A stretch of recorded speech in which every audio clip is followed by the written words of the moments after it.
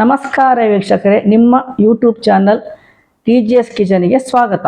ನಾನು ಇವತ್ತು ಪನ್ನೀರ್ ಗೀ ರೋಸ್ಟ್ ಮಾಡುವುದು ಹೇಗೆ ಅಂತ ತೋರಿಸುತ್ತೇನೆ.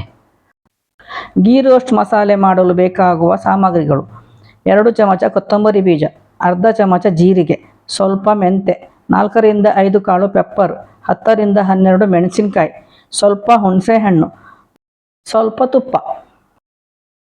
ಎಲ್ಲವನ್ನು ಡ್ರೈ ರೋಸ್ಟ್ ಮಾಡಬೇಕು.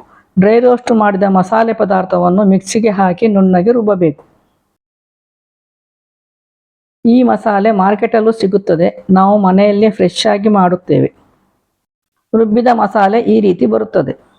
ಪನ್ನೀರ್ ಗೀ ರೋಸ್ಟ್ ಮಾಡಲು ಬೇಕಾಗುವ ಸಾಮಗ್ರಿಗಳು: 5 ರಿಂದ 6 ಚಮಚ ತುಪ್ಪ, 10 ರಿಂದ 15 ಕರಿಬೇವು, ಸ್ಲೈಸ್ ಮಾಡಿದ 2 ಈರುಳ್ಳಿ, ಚಿಟಿಕೆ ಅರಸಿನ ಹುಡಿ, ಕಟ್ ಮಾಡಿದ ಪನ್ನೀರ್ ಮತ್ತು ರುಬ್ಬಿದ ಮಸಾಲೆ.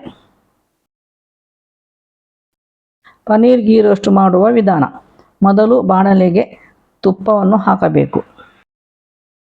ಗೀ ರೋಸ್ಟ್ ಮಾಡುವುದಕ್ಕೆ ಜಾಸ್ತಿ ತುಪ್ಪ ಬೇಕು. ಜಾಸ್ತಿ ತುಪ್ಪ ಹಾಕಿದಷ್ಟು ರುಚಿ ಜಾಸ್ತಿ ಬರುತ್ತದೆ. ತುಪ್ಪ ಕಾದ ಮೇಲೆ ಕರಿಬೇವಿನ ಸೊಪ್ಪು ಹಾಕಿ ಬಾಡಿಸಬೇಕು.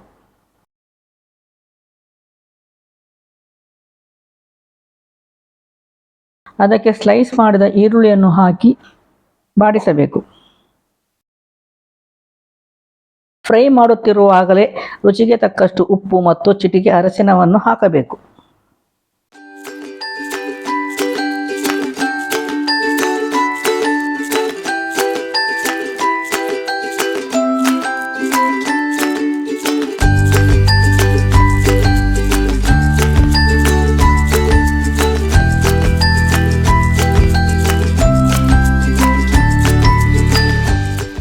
ಈರುಳ್ಳಿ ಟ್ರಾನ್ಸ್ಪರೆಂಟ್ ಆಗುವ ತನಕ ಫ್ರೈ ಮಾಡಬೇಕು.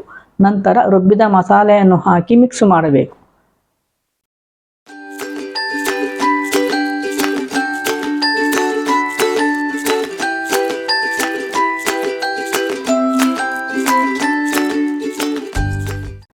ಮಸಾಲೆ ಮಿಕ್ಸ್ ಮಾಡುತ್ತಿರುವಾಗಲೇ ಬೇಕಾದಷ್ಟು ನೀರನ್ನು ಹಾಕಬೇಕು.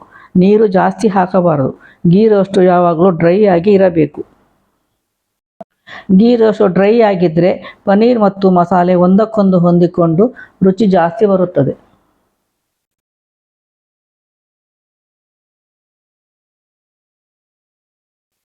ಈಗ ಮಸಾಲೆಗೆ ಒಂದು ಕುದಿ ಬಂದ ಮೇಲೆ ಕಟ್ ಮಾಡಿದ ಪನ್ನೀರ್ ಕ್ಯೂಬನ್ನು ಹಾಕಬೇಕು.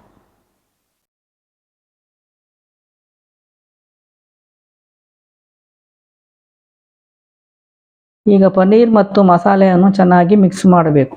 ಮಿಕ್ಸ್ ಮಾಡುವಾಗ ಪನ್ನೀರ್ ಸ್ಮ್ಯಾಶ್ ಆಗದಂತೆ ನೋಡಿಕೊಳ್ಳಬೇಕು. ಪನ್ನೀರ್ ಇಲ್ಲದಿದ್ದರೆ ಬೇಬಿ ಕಾರ್ನ್, ಮಶ್ರೂಮ್ ಹಾಕಿ ಕೂಡ ಮಾಡಬಹುದು.